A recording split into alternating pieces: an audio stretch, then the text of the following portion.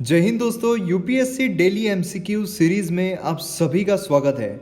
मैं हूं मयूर मोगरे और इस वीडियो में काफ़ी इंटरेस्टिंग एमसीक्यूज हम देखने वाले हैं, डिस्कस करने वाले हैं, जो हमारे एग्जाम पॉइंट ऑफ व्यू से बहुत इंपॉर्टेंट हो सकते हैं और हमें सक्सेस दिलाने में काफ़ी हेल्प कर सकते हैं। स्टडी आईक्यू के पेन ड्राइव और टैबलेट कोर्सेस अवेलेबल है अलग अलग एग्जाम्स के लिए, जैसे कि UGC net, NABARD, UPSC, state PSC, law exam. आप विजिट कर सकते हो studyIQ.com या फिर इन नंबर्स पे कॉल करके आप फर्दर इन्फॉर्मेशन पा सकते हो। मेरी वीडियो से रिलेटेड अगर कोई भी डाउट आता है तो आप मुझे फेसबुक या फिर इंस्टाग्राम पर फॉलो कर सकते हो और आप पीडीएफ के लिए मुझे t.me/मयूर इस टेलीग्राम चैनल पर फॉलो कर सकते हो। तो इस वीडियो में मैंने पॉलिटी के ज़्यादा क्वेश्चंस लाए हैं। तो पहला क्वेश्चन आता है कि जो अमेंडमेंट की प्रोसीजर होती है, हमारा जो संविधान है उसे अमेंड कर सकते हैं। अमेंड कर सकते हैं मतलब क्या है, उसमें कुछ चेंजेस ला सकते हैं।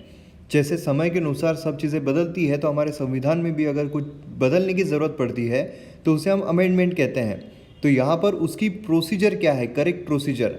तो जो भी बिल होता है, देखिए अगर किसी भी चीज़ को लॉ में तब्दील करना है तो सबसे पहले बिल इंट्रोड्यूस किया जाता है। उसी तरीके से अगर हमारे संविधान को, अगर हमारे कॉन्स्टिट्यूशन को भी कुछ चेंज करना है, अमेंड करना है, तो उसका भी सबसे पहले बिल जो है वो इंट्रोड्यूस किया जाएगा। तो ये जो बिल होता है अमेंडमेंट ऑफ द कॉन्स्टिट्यूशन का, वो स्टेट लेजिस्लेचर में इंट्रोड्यूस नहीं किया जा सकता है। अब हमारे यहाँ पर पार्लियामेंट है, सेंटर में पार्लियामेंट मतलब क्या है, लोकसभा, राज्यसभा और साथ में प्रेसिडेंट भी होते हैं। और अगर हम स्टेट का देखते हैं तो स्टेट लेजिस्लेचर होती है, उसमें कौन कौन से होते हैं, तो उसमें लेजिस्लेटिव असेंबली और कुछ स्टेट में लेजिस्लेटिव काउंसिल भी देखने को मिलती है। जहाँ पर लेजिस्लेटिव काउंसिल नहीं है, सिर्फ लेजिस्लेटिव असेंबली जो है वहाँ पर पास किया जाता है बिल को। अब जो कॉन्स्टिट्यूशनल अमेंडमेंट बिल है वो स्टेट लेजिस्लेचर में, मतलब लेजिस्लेटिव असेंबली जो है वहाँ पर इंट्रोड्यूस नहीं किया जा सकता है। वही अगर हम दूसरा देखते हैं तो कॉन्स्टिट्यूशनल अमेंडमेंट बिल जो है वो इंट्रोड्यूस किया जा सकता है प्राइवेट मेंबर के द्वारा भी, और इसके लिए प्रेसिडेंट की अनुमति लगेगी, परमिशन लगेगी। अब प्राइवेट मेंबर मतलब कौन होते हैं, जो मिनिस्टर है वो गवर्नमेंट हो गए, और जो वो बिल इंट्रोड्यूस करते हैं उसे गवर्नमेंट बिल कहा जाता है। वही जो मिनिस्टर नहीं है उसे प्राइवेट मेंबर कहा जाता है और प्राइवेट बिल कहा जाता है, अगर प्राइवेट मेंबर इंट्रोड्यूस करते हैं तो कॉन्स्टिट्यूशनल अमेंडमेंट बिल जो है ये प्राइवेट मेंबर के द्वारा भी इंट्रोड्यूस किया जा सकता है, लेकिन उसके लिए प्रेसिडेंट की अनुमति लगेगी। अब प्रेसिडेंट जो है वो विथहोल्ड भी नहीं कर सकते हैं इस बिल को, और रिटर्न भी नहीं कर सकते हैं, मतलब पार्लियामेंट को रिकंसिडर करने के लिए। नहीं तो अगर नॉर्मल बिल हम देखते हैं तो उसमें प्रेसिडेंट क्या कर सकते हैं, या तो विथहोल्ड कर सकते हैं उनकी एसेंट, है ना, क्योंकि प्रेसिडेंट के एसेंट दिए बिना वो बिल लॉ में तब्दील नहीं होगा। तो प्रेसिडेंट विथहोल्ड कर सकते हैं उनके एसेंट, या फिर रिकंसिडरेशन के लिए फिर से पार्लियामेंट के पास भेज सकते हैं कि आप ये चेंजेस करो। तो इसलिए यहाँ पर कॉन्स्टिट्यूशनल अमेंडमेंट इसमें ये प्रावधान नहीं होता है राष्ट्रपति के पास। अब यहाँ पर अगर हम पहला देखते हैं तो कॉन्स्टिट्यूशन जो है, कॉन्स्टिट्यूशन को अमेंड करने का अधिकार सेंटर के पास ही है, मतलब पार्लियामेंट के पास ही है। स्टेट लेजिस्लेचर जो है वहाँ पर इंट्रोड्यूस नहीं किया जा सकता है। तो यहाँ पर जो पहला है वो सही होता है। दूसरा अगर हम देखते हैं तो यहाँ तक के बिल्कुल सही है कि प्राइवेट मेंबर जो है इंट्रोड्यूस कर सकते हैं। गवर्नमेंट जो है, मतलब मिनिस्टर जो है वो भी इंट्रोड्यूस कर सकते हैं, प्राइवेट मेंबर भी इंट्रोड्यूस कर सकते हैं कॉन्स्टिट्यूशनल अमेंडमेंट बिल। लेकिन यहाँ पर प्रेसिडेंट की प्रायर परमिशन नहीं लगती है। प्रेसिडेंट की प्रायर परमिशन कहाँ पर लगती है, तो जो मनी बिल होता है उसे इंट्रोड्यूस करने के लिए प्रायर परमिशन लगती है ना, वो हमने देखा हुआ है। अब इसमें भी एक दूसरी चीज़ आती है, और आप बता सकते हो किस चीज़ के लिए प्रेसिडेंट की प्रायर परमिशन लगती है। एक तो मनी बिल, फाइनेंस बिल, वो सब छोड़ दो, लेकिन और किस चीज़ के लिए प्रेसिडेंट की प्रायर परमिशन लगती है, कौन से बिल के लिए। और तीसरा अगर हम देखते हैं तो यहाँ पर प्रेसिडेंट जो है उन्हें एसेंट देनी ही पड़ती है, विथहोल्ड भी नहीं कर सकते हैं और रिटर्न भी नहीं कर सकते हैं, बिल्कुल सही है। तो दूसरा गलत हो जाता है, पहला और तीसरा सही है। जवाब रहेगा A, 1 और 3। तो यहाँ पर आप देख सकते हो कि कुछ प्रोसीजर दी हुई है, जैसे कि बिल जो है वो either house of the parliament, मतलब लोकसभा में भी इंट्रोड्यूस हो सकता है, राज्यसभा में भी इंट्रोड्यूस हो सकता है, लेकिन स्टेट लेजिस्लेचर में इंट्रोड्यूस नहीं हो सकता है। ये मिनिस्टर के द्वारा भी लाया जा सकता है, प्राइवेट मेंबर के द्वारा भी लाया जा सकता है, और इसमें प्रेसिडेंट की अनुमति नहीं लगती है। और बिल जो है ये दोनों हाउसेस से पास होना चाहिए स्पेशल मेजोरिटी के साथ। अब स्पेशल मेजोरिटी क्या होती है, तो पहले क्या है, सबसे पहले मतलब 50% से ज़्यादा जो है टोटल मेंबरशिप जो होती है उसकी 50% ज़्यादा ये मिलना चाहिए, और उसके बाद 2/3 ऑफ प्रेजेंट एंड वोटिंग से ये बिल जो है पास होना चाहिए। और जब दोनों हाउसेस पास कर लेते हैं सेपरेटली, तब जाकर प्रेसिडेंट जो है उसे एसेंट देते हैं और उन्हें एसेंट देना पड़ता है। वो विथहोल्ड भी नहीं कर सकते हैं और रिटर्न भी नहीं कर सकते हैं रिकन्सिडरेशन के लिए। और यहाँ पर अगर आप नॉर्मल बिल देखते हो, सादा अगर बिल होता है, तो अगर वो लोकसभा में पास हो जाता है लेकिन राज्यसभा जो है उसे अड़ा देता है, तो ऐसी सिचुएशन में क्या होता है, डेडलॉक क्रिएट हो गया है ना, डेडलॉक क्रिएट हो गया है। अब डेडलॉक से बचने के लिए यहाँ पर क्या होता है, प्रेसिडेंट ज्वाइंट सिटिंग बुला सकते हैं, मतलब लोकसभा और राज्यसभा दोनों साथ में बैठेंगे और साथ में बिल पर वोटिंग होगी और फिर वो पास होता है नहीं वो देखा जाएगा। लेकिन कॉन्स्टिट्यूशनल अमेंडमेंट बिल जो होता है उसमें जो ज्वाइंट सिटिंग है उसका प्रावधान नहीं होता है।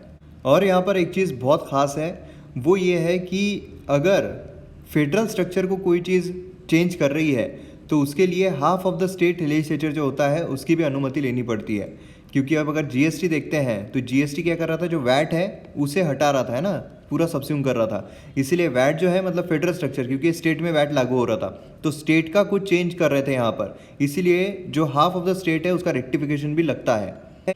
अब इसमें है कि हमारे संविधान में कौन से अमेंडमेंट सिंपल मेजोरिटी से पास किए जा सकते हैं, और मतलब 368 आर्टिकल जो है जिससे हमारा संविधान जो है वो अमेंड होता है आर्टिकल 368 से, जो हमने पिछली इसमें जो प्रावधान देखे हैं आर्टिकल 368 के हिसाब से।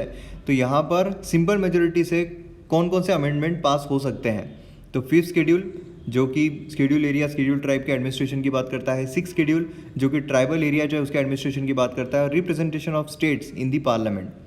तो यहाँ पर जो पहला है ये बिल्कुल सही है, दूसरा बिल्कुल सही है, लेकिन representation of states in the parliament ये गलत हो जाता। जवाब क्या रहेगा इसका, 1 और 2। तो यहाँ पर आप देख सकते हो कि कुछ ऐसे प्रोविजंस हैं जो सिंपल मेजोरिटी से पास किए जा सकते हैं, मतलब आउटसाइड द स्कोप है 368 के, मतलब यहाँ पर संविधान जो है वही अमेंड हो रही है लेकिन इसके बाहर है। जैसे कोई भी अगर नए स्टेट को स्टैब्लिश करना है, हमारे अंदर शामिल करना है, या फिर नए स्टेट को फॉर्म करना है, उसकी एरिया जो है अल्टर करना है, बाउंड्री अल्टर करना है। अब लास्ट क्वेश्चन में मैंने आपको पूछा था कि प्रेसिडेंट की अनुमति जो है मनी बिल, फाइनेंस बिल इसको तो लगती है, उसके साथ साथ और कौन से इसको लगती है, तो ये उसका जवाब है। तो मैं उम्मीद करता हूँ आपने उससे पहले उसका जवाब जो है आपको आ गया होगा या फिर आपने कमेंट सेक्शन में लिख दिया होगा। तो जब भी नया स्टेट जो है क्रिएट करना होता है तो उसके लिए प्रेसिडेंट की जो है अनुमति लगती है और वो सिंपल मेजोरिटी से पास होता है। और या फिर कोई भी स्टेट लेजिस्लेटिव काउंसिल जो है, स्टेट काउंसिल जो होती है स्टेट की, है ना, मतलब स्टेट में क्या होता है, लेजिस्लेटिव असेंबली होती है और लेजिस्लेटिव काउंसिल होती है। अब लेजिस्लेटिव काउंसिल जो है ये कुछ स्टेट में है, कुछ स्टेट में नहीं है। अब यहाँ पर अगर क्रिएट करना है, एबॉलिश करना है, तो उसके लिए भी सिंपल मेजोरिटी से पास हो जाता है। सेकेंड शेड्यूल की अगर हम बात करते हैं जो कि अलाउंसेस, प्रिविलेजेस बात करता है गवर्नर, स्पीकर, जजेस की, प्रेसिडेंट की, तो वो भी अमेंड कर सकते हैं सिंपल मेजोरिटी के साथ। कोरम पार्लियामेंट का जो होता है वो कितना रहना चाहिए वो भी अमेंड कर सकते हैं सिंपल मेजोरिटी के साथ। या फिर जो प्रोसीजर है पार्लियामेंट की वो भी कर सकते हैं, या फिर नंबर ऑफ जो जजेस होते हैं सुप्रीम कोर्ट में वो भी, और बहुत सारी चीज़ें हैं जैसे सिटीजनशिप है, वो एक्विजिशन टर्मिनेशन जो होता है उसका, फिर डिलिमिटेशन ऑफ कॉन्स्टिट्यूंसी होता है, यूनियन टेरिटरीज़ का, ये सारी चीज़ें। और वही अगर हम 5th शेड्यूल देखते हैं, 6th शेड्यूल देखते हैं, तो वो भी अमेंड कर सकते हैं सिंपल मेजोरिटी से। अब यहाँ पर ये सब छोड़कर बाकी जो भी चेंजेस करने हमारे अपना कॉन्स्टिट्यूशन में, उसके लिए स्पेशल मेजोरिटी लगती है। नेक्स्ट यहाँ पर आता है कि कौन से जो अमेंडमेंट्स है वो करेक्टली मैच्ड है। तो 100th अमेंडमेंट एक्ट है जो कि गुड्स एंड सर्विस टैक्स का इंट्रोडक्शन उससे ये करता है। 102 अमेंडमेंट जो है वो national commission for backward class ये बताता है। और 110 अगर अमेंडमेंट एक्ट देखते हैं, reservation of economically weaker section society का, उसके बारे में लाया गया है। तो अब यहाँ पर जो पहला है 100, तो 100 बांग्लादेश जो है उसके इंक्लूज उससे रिलेटेड है, ना कि गुड्स एंड सर्विस से। तो यहाँ पर पहला जो है वो गलत हो जाता है। दूसरा अगर हम देखते हैं national commission for backward classes, बिल्कुल सही है, तो ये सही हो जाता है। अगर तीसरा देखते हैं 110, देखिए 110 मतलब बहुत ज़्यादा हो गया, तो इसलिए इकोनॉमिकली वीकर सेक्शन ये यहाँ पर गलत है। तो जवाब क्या रहेगा, सिर्फ 2 जो है इसका सही जवाब है, मतलब सी इसका सही जवाब रहेगा। यहाँ पर आप देख सकते हो कि 101 जो कॉन्स्टिट्यूशनल अमेंडमेंट एक्ट है 2016 का, वो डील करता है गुड्स एंड सर्विस टैक्स के लिए। और वही अगर हम 100 देखते हैं तो बांग्लादेश जो है उसके साथ जो इंक्लेव से लेकर हमारे जो भी डिस्प्यूट्स थे उससे यहाँ पर ख़त्म किया गया था। 102 जो कॉन्स्टिट्यूशनल अमेंडमेंट एक्ट है वो डील करता है national commission for backward classes. और 103 कॉन्स्टिट्यूशनल अमेंडमेंट एक्ट जो है वो अमेंड करता है 15 और 16 को, जहाँ पर रिजर्वेशन दिया गया है इकोनॉमिकली वीकर सेक्शन के लोगों को 10% रिजर्वेशन। नेक्स्ट यहाँ पर आता है कि national consumer disputes redressal commission इसके रिगार्डिंग कुछ स्टेटमेंट दिए गए हैं। ये क्वासी जुडिशियल कमीशन है। क्वासी जुडिशियल मैंने आपको बहुत बार बताया है, सेमी जुडिशियल होता है, मतलब सिर्फ उस टाइप के केसेस जो है वही वो देख सकता है, दूसरे केसेस नहीं देख सकता है। और ये सेटअप किया गया है कंज्यूमर प्रोटेक्शन एक्ट 1986 के तहत। अब कमीशन जो है ये हेड किया जाता है सिटिंग और रिटायर्ड जज of supreme court of India, मतलब सिटिंग भी रह सकते हैं या फिर रिटायर भी रह सकते हैं सुप्रीम कोर्ट के जज। तो यहाँ पर करेक्ट ऑप्शन जो है पूछा गया है, पहला जो है बिल्कुल सही है। दूसरा अगर हम देखते हैं तो ये भी बिल्कुल सही है, जवाब रहेगा D, all of the above. यहाँ पर आप देख सकते हो कि ये जो डिस्प्यूट रेजोल्यूशन कमीशन है ये क्वासी जुडिशियल कमीशन है, जो कि सेटअप की गई थी 1988 में कंज्यूमर प्रोटेक्शन एक्ट 1986 के तहत।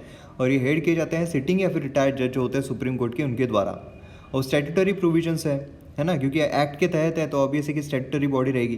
तो सेक्शन 21 जो है ये नेशनल कंज्यूमर जो होते हैं उनके पास ज्यूरिसडिक्शन होता है कि इसकी जो कंप्लेंट्स आती है, मतलब 1 करोड़ से ज़्यादा जो भी वैल्यू है उसकी जो भी कंप्लेंट आती है वो यहाँ पर देख सकते हैं, और उनके एपिलेट और रिविजनल ज्यूरिसडिक्शन यहाँ पर दिया गया है।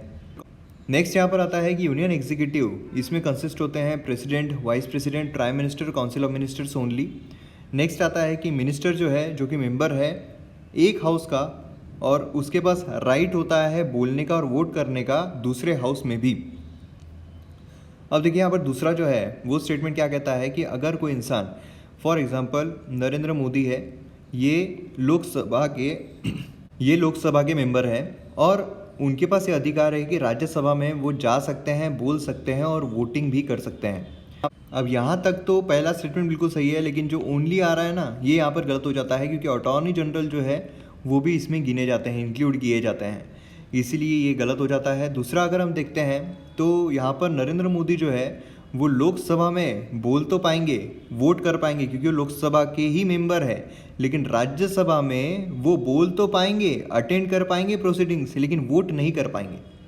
नहीं तो अगर ऐसा होता तो फिर राज्यसभा में मेजोरिटी का कोई प्रश्न ही खड़ा नहीं होता, क्योंकि लोकसभा में, अब देखिए बीजेपी जो है एट प्रेजेंट अगर हम देखते हैं तो बीजेपी की लोकसभा में मेजोरिटी है, राज्यसभा में मेजोरिटी नहीं है। तो बिल जो बीजेपी इंट्रोड्यूस करती है लोकसभा से तो इजीली पास हो जाता है, राज्यसभा से पास नहीं होता है। लेकिन अगर ऐसा प्रावधान होता कि नरेंद्र मोदी यहाँ पर तो वोट कर ही पा रहे हैं, लेकिन दूसरे हाउस में भी उनको अधिकार होता है कि वोट करने का, तो ऑब्वियसली कि सारे जो बीजेपी के लीडर्स है वो राज्यसभा में भी जाके बिल पर वोटिंग कर देते और राज्यसभा से पास हो जाता। यहाँ पर वो अटेंड कर सकते हैं राज्यसभा में, मतलब दूसरे हाउस में अटेंड कर सकते हैं, लेकिन वोटिंग नहीं कर सकते, इसलिए ये भी गलत हो जाता है। जवाब रहेगा डी, नाइदर 1 नॉर 2। तो जस्टिस राधाकृष्णन कमेटी किससे रिलेटेड है? तो ये रिलेटेड है रोड सेफ्टी से, तो इसीलिए यहाँ पर एक भी नहीं है, तो जवाब रहेगा D, none of the above. तो यहाँ पर आप देख सकते हो कि रोड सेफ्टी पर है, मतलब सुप्रीम कोर्ट इंटरवेंशन यहाँ पर आता है, और उसके बाद यहाँ पर जस्टिस राधाकृष्णन पैनल जो है वो यहाँ पर रिस्पॉन्सिबिलिटी और फंक्शन जो है स्टेट रोड सेफ्टी काउंसिल पर वो बताते हैं, और अलग अलग चीज़ें यहाँ पर बताई जाती है, जैसे कि lead agency, district road safety committee ये इस्टेब्लिश की जानी चाहिए। अब यहाँ पर नेक्स्ट आता है कि कौन से बर्ड स्पीशीज़ जो है माइग्रेटरी है नेचर में। माइग्रेटरी का मतलब क्या होता है कि एक जगह से दूसरी जगह पर जा सकते हैं, मतलब माइग्रेट होते हैं। तो ग्रेटर फ्लेमिंगो बिल्कुल है, ब्लैक टेल गॉडविट बिल्कुल है, अमूर फैल्कन बिल्कुल है। जवाब रहेगा D, all of the above. तो यहाँ पर आप देख सकते हो कि बहुत सारे जो अमूर फैल्कन है वो माइग्रेट होते हैं, मतलब नॉर्थ ईस्ट इंडिया में आते हैं साइबेरिया से। तो कितना ज़्यादा डिस्टेंस वो कवर करते हैं आप सोच सकते हो, मतलब यहाँ पर आप देख सकते हो उनका जो पाथ है वो। तो यह हमारे वीडियो का एंड। वीडियो आपको पसंद आता है तो आप शेयर ज़रूर कीजिए। मिलते हैं हम अगले वीडियो में। जय हिंद।